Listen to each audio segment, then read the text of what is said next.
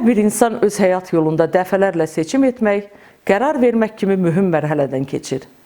Aldığımız qərarlar bəzən yalnız şəxsimiz üçün deyil, daha geniş əhatə üçün uğurlu ola bilir. Mənim seçimim nədən dövlət idarə etməsi oldu? Dövlət idarə etməsi vətənə və vətəndaşına xidmət deməkdir. Dövlət idarə etməsinə qərar vermək bir sevgidən doğar. Bu sevgi öz ana dilinə, bölgənin tarixinə, keçmişinə, mədəniyyət nümunələrinə dəyər verməkdən başlayar, hüdudları genişlənər, bütün ölkənin tarixini, mədəniyyətini və incəsənətini özündə ehtiva edər, vətən sevgisinə çevrilər.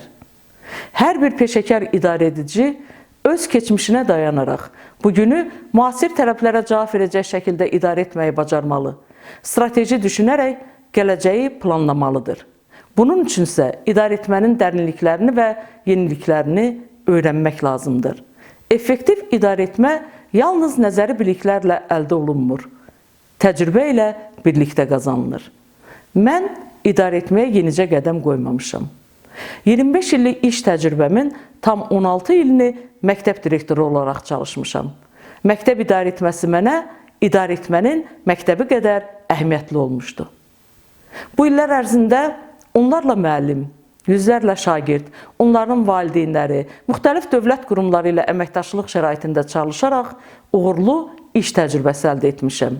Bu təcrübə mənə idarə etmədə qərar vermənin və icra etmənin vəhdətini öyrətdi.